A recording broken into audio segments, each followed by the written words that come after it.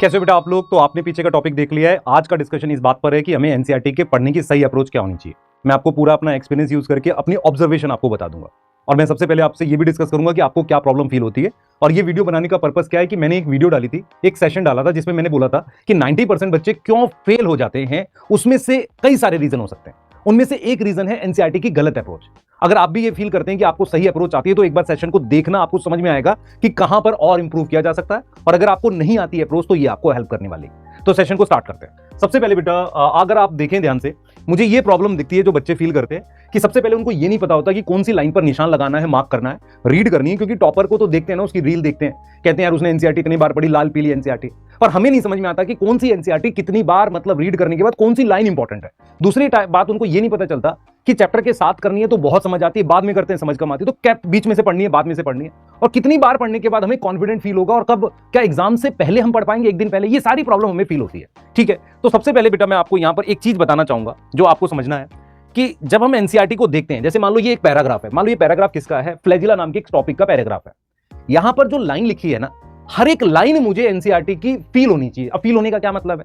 Feel होने का मतलब यह है कि एनसीईआरटी की लाइन पढ़कर मेरे दिमाग में इमेज बननी चाहिए। जैसे पहली लाइन कहती है कि माइक्रोस्कोप में देखते हैं, इलेक्ट्रॉन माइक्रोस्कोप में, तो सीलिया फ्लैजिला में प्लाज्मा मेम्ब्रेन का कवर होता है। तो ये प्लाज्मा मेम्ब्रेन का कवर हो गया, और बीच में ये कोर को एक्सोनिम कहते हैं, वो बात यहां लिखी है।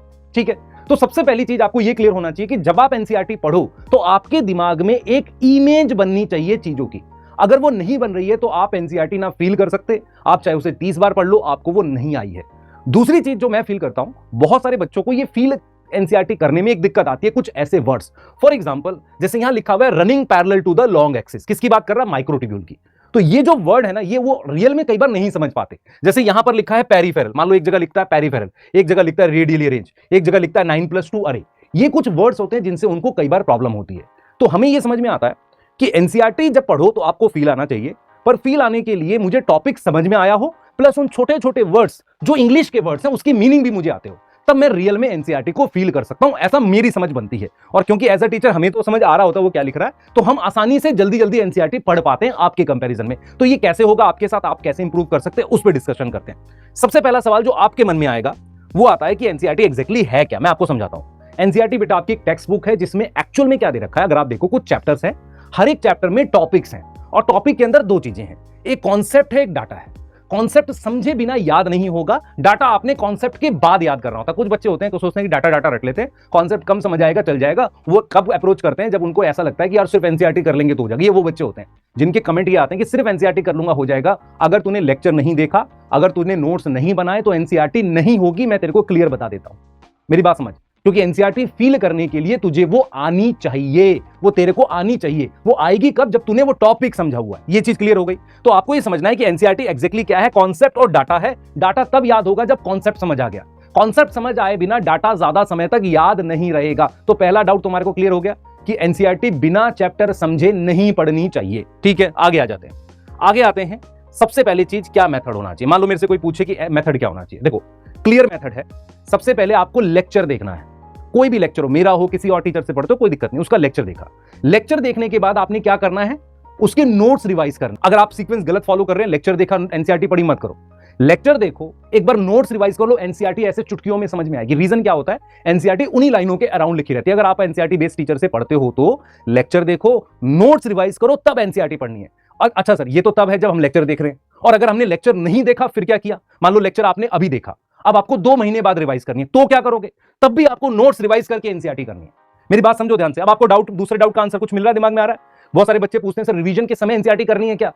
तो बिना नोट्स रिवाइज करे एनसीईआरटी रिवाइज नहीं करनी। क्यों? क्योंकि आपको समझ कम आएगी। मान लो आपको कोई टॉपिक, मान लो आप नोट्स रिवाइज कर रहे हो, कोई टॉपिक फंसने लगा, उतने पार्ट का लेक्चर आपने फिर देख लिया, मान लो 15-20 मिनट का, फिर आपने नोट्स रिवाइज की, अब आप एनसीईआरटी, क्योंकि जब भी एनसीईआरटी पढ़ो आपके दिमाग में वो इमेज बननी चाहिए चीजों की। अगर वो नहीं बन रही है तो आप टाइम ही वेस्ट कर रहे हो। ये क्लियर हुआ? तो जब भी एनसीईआरटी पढ़नी है उससे पहले नोट्स रिवाइज करने हैं। एक थ्योरी क्लियर हो गई, बिल्कुल सही है। अब आ जाओ जरा, आ जाओ।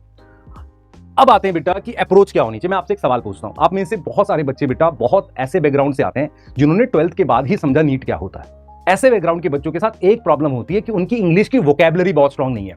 ऐसे बच्चे, जो कोई भी बेटा, मैं भी हूं उसमें से, जिनकी वोकैबुलरी बहुत स्ट्रांग नहीं थी, वो क्या करें? जब भी चैप्टर पढ़ाया जाता है, मान लो आज मैंने सीलिया फ्लैजिला पढ़ाया, तो आप उतने टॉपिक की एनसीईआरटी साथ के साथ पढ़ो। रीजन क्या है कि आपके पास वो एबिलिटी नहीं है अभी कि आप पूरी 20 पेज एक साथ समझ पाओगे। आपको पहले छोटे छोटे टुकड़ों में समझना है। ये वाला क्लियर हो गया। किन बच्चों को पहले मतलब पूरी एक साथ पढ़नी चाहिए एनसीईआरटी? जिनके 450-500 नंबर है, जिनकी इंग्लिश पे थोड़ी कमांड है और एक बार में बड़े बड़े पैराग्राफ समझ आते हैं। वो चैप्टर खत्म करें, पूरे लेक्चर देख के नोट्स रिवाइज करें, फिर एनसीईआरटी एक साथ पढ़ सकते हैं। जिन बच्चों को लगता है कि मुझे वर्ड्स में प्रॉब्लम होती है तो वो क्या करेंगे, मान लो मैंने सीलिया फ्लैजिला का एक पैराग्राफ लिया, मैंने पहले उसका लेक्चर देखा था आज, उसके नोट्स रिवाइज किए क्योंकि आज ही पढ़ाया है, मैंने वो पैराग्राफ पढ़ लिया। अब उस पैराग्राफ में कुछ ऐसे 3-4 पॉइंट थे जिनकी इंग्लिश मुझे फंस सकती थी, उसको मैंने पेंसिल से लिख लिया। क्यों लिख लिया? ताकि जब मैं दोबारा रिवाइज करूंगा तो उसका मीनिंग मुझे समझ में आएगा। तो बहुत सारे बच्चों को ये वाली अप्रोच काम करती है और यही चीज हम मंथन 2.0 में करते भी हैं। हम क्या करते हैं, पैराग्राफ के बाद एनसीईआरटी खुद समझाते हैं। मेरा ये मानना है कि बहुत सारा बच्चा वीक होता है, पर इसका मतलब ये नहीं कि वो सिलेक्ट नहीं होगा। ये चीज ध्यान रखना। एंड नीट का एग्जाम एक मतलब पेशेंस वाला एग्जाम है, वही सिलेक्ट होता है जो ज्यादा एफर्ट करता है पेशेंस के साथ। क्लियर होगी बात? तो इन दोनों में से जो भी अप्रोच आपको ठीक लगे, आपकी वोकैबुलरी आपको लगता है ठीक है, वोकैबुलरी मतलब इंग्लिश के वो वर्ड्स घूमते हैं जैसे इनकॉन्स्पिक्यूअस, यूबिक्यूटस, एक जगह लिख देता है कि मतलब कॉस्मोपॉलिटन, एक जगह लिख देता है कॉग्निट टीआरएन। मेरी बात समझ में आ रही है ना? फिर ऐसी ऐसी लाइनों को लिख लो पेंसिल से, अगर आप टुकड़ों में पढ़ रहे हो। उसके बाद जब इकट्ठी पढ़ोगे तो ये अच्छा, इसका मतलब ये नहीं है कि आपने एक साथ नहीं पढ़नी, आपने पहले टुकड़ों में समझनी है, बाद में एक साथ पढ़नी है। ये वाले टुकड़ों में भी समझ सकते हैं, पर इनको एक साथ पढ़ने में उतनी दिक्कत नहीं होगी अगर आपकी थोड़ी सी मार्क्स अच्छे आ रखे, आपको पता है एनसीईआरटी में क्या दे रखा है, आपको जल्दी समझ आएगी। अगर आपको जल्दी समझ आती है तो एक साथ पढ़ लो, धीरे समझ आती है तो टुकड़ों में ही पढ़ना पड़ेगा। तीसरा पॉइंट है बेटा कि ये एग्जांपल से मैं दिखा रहा था आपको कि किस तरीके से आपको एनसीईआरटी पढ़ने के बाद दिमाग में इमेज बननी चाहिए कि भाई 2 सेंट्रियोल परपेंडिकुलर लगे हैं, ये कार्टव्हील जैसे हैं, ये दिमाग में बनना चाहिए, बिना समझे नहीं आएगा। अब आते हैं हम तीसरा, हाउ मेनी टाइम पढ़नी है। मैं आपको समझाता हूं। लेक्चर चल रहा है, ठीक है सर, लेक्चर देखा, टुकड़ों में एनसीईआरटी पढ़ी, चैप्टर खत्म हुआ, सुनियो ध्यान से, नोट्स रिवाइज किए 2 बार, अब एनसीईआरटी मैंने 2 बार पढ़ी, बिल्कुल फील होगी। चैप्टर के साथ तो पढ़ी टुकड़ों में, चैप्टर खत्म हुआ, क्या करेंगे, नोट्स रिवाइज करेंगे, क्वेश्चंस भी बना लो, कोई दिक्कत नहीं, क्वेश्चंस भी बना लो, अब पढ़ो, एकदम इमेज सेट होती जाएगी दिमाग में, 2 बार पढ़ लो। अच्छा, अब रिवाइज करते वक्त क्या करना है, जब भी टेस्ट हो नोट्स रिवाइज करके एनसीईआरटी रिवाइज करो।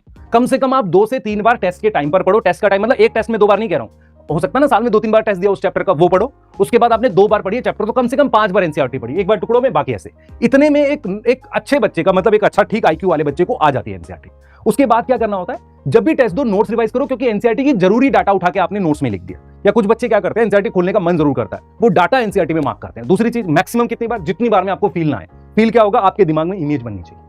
एकदम क्लियर है? अब मैं कुछ पॉइंट्स आपको वो बताने जा रहा हूं, प्लीज वो ध्यान रखना, जो मेरी तरफ से बेस्ट एडवाइस है। देखो क्या है, ये देखो, सबसे पहले आपको बिना रिवाइज करे एनसीईआरटी, नोट्स रिवाइज करे एनसीईआरटी नहीं पढ़नी। अगर आप नोट्स रिवाइज नहीं करोगे, डायरेक्ट एनसीईआरटी पढ़ोगे, तो आपको एनसीईआरटी डिफिकल्ट लगती है। ये किनके साथ होता है, जिन्होंने 2 महीने बाद रिवीजन स्टार्ट करी और डायरेक्ट एनसीईआरटी से स्टार्ट करी। मुझे बताना कमेंट में, ये हुआ था कि नहीं हुआ था। दूसरा, कुछ वर्ड्स डिफिकल्ट होते हैं, कई बार क्या होता है, कुछ शब्द डिफिकल्ट होते हैं, तो कोशिश करो पूरी लाइन या पैराग्राफ एक साथ समझने की, वो वर्ड फिर याद हो जाएगा आपको।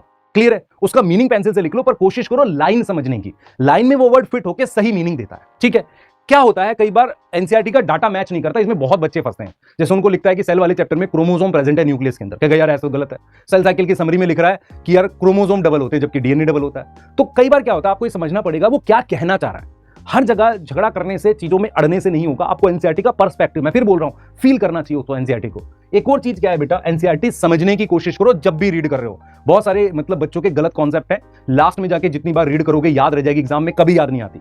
एग्जाम में तभी याद आती है जब तूने समझ के पढ़ी है, नहीं तो नहीं याद आएगी, चाहे कुछ भी कर ले। दूसरा चीज क्या है, लास्ट के 1-2 महीने में डाटा रिवाइज करते हैं, कॉन्सेप्ट 4 से 5 बार में दिमाग में सेट हो जाता है। ठीक है? ये मेरा थॉट है एनसीईआरटी का, आप क्या समझते हैं? आपको लगता है आपको कोई और डाउट हो रहा है, प्लीज लिखिए। ठीक है? आप हिंदी मीडियम के, आपको दिक्कत है, आप प्लीज लिखिए। और